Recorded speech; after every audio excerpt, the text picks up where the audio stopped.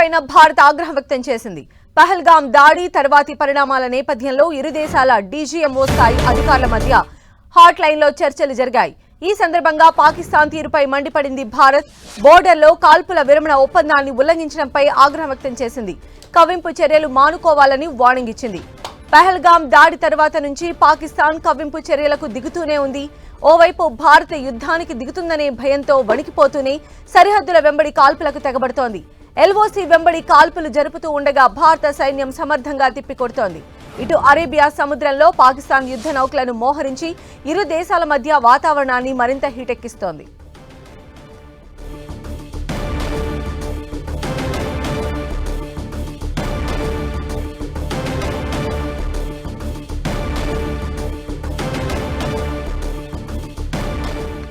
పాకిస్తాన్ పైన భారత్ ఆగ్రహం వ్యక్తం చేసింది. పహల్గాం దాడి తరువాతి పరిణామాల నేపథ్యంలో ఇరు దేశాల డీజీఎంఓ స్థాయి అధికారుల మధ్య హాట్ లైన్లో చర్చలు జరిగాయి. ఈ సందర్భంగా పాకిస్తాన్ తీరుపైన మండిపడింది భారత్. బోర్డర్లో కాల్పుల విరమణ ఒప్పందాన్ని ఉల్లంఘించడంపైన ఆగ్రహం వ్యక్తం చేసింది. కవ్వింపు చర్యలు మానుకోవాలని వార్నింగ్ ఇచ్చింది. పహల్గాం దాడి తరువాత నుంచి పాకిస్తాన్ కవ్వింపు చర్యలకు దిగుతూనే ఉంది. ఓవైపు భారత యుద్ధానికి దిగుతుందనే భయంతో వణికిపోతూనే మరోవైపు సరిహద్దుల వెంబడి కాల్పులకు తెగబడుతోంది. ఎల్ఓసీ వెంబడి కాల్పులు జరుపుతూ ఉండగా భారత సైన్యం సమర్థవంతంగా తిప్పికొడుతోంది.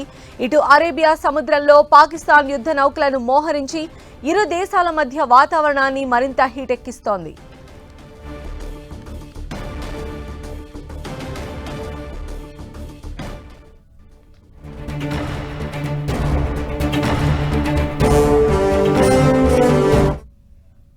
లష్కరే తోయిబా చీఫ్ హఫీజ్ సయీద్ కు పాకిస్తాన్ అండగా నిలుస్తోంది. పహల్గాం ఉగ్రదాడికి సూత్రధారి అయిన సయీద్ పై భారత్ యాక్షన్ తీసుకుంటుందన్న భయంతో పాకిస్తాన్ ఆయన్ను కాపాడే ప్రయత్నం చేస్తోంది.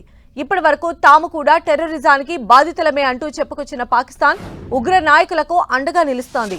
లాహోర్లో హఫీజ్ సయీద్ నివాసానికి ఆయన కుటుంబ సభ్యులకు పాకిస్తాన్ భద్రత పెంచింది.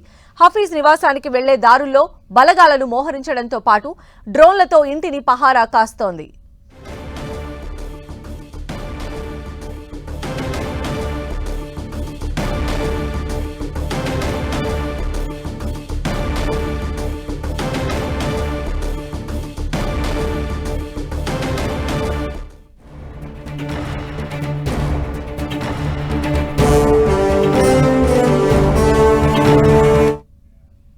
జమ్మూ కాశ్మీర్లో భద్రత కట్టుదిట్టం చేశారు. ఇంటెలిజెన్స్ హెచ్చరికలతో భారత భద్రతా బలగాలు అప్రమత్తమయ్యాయి.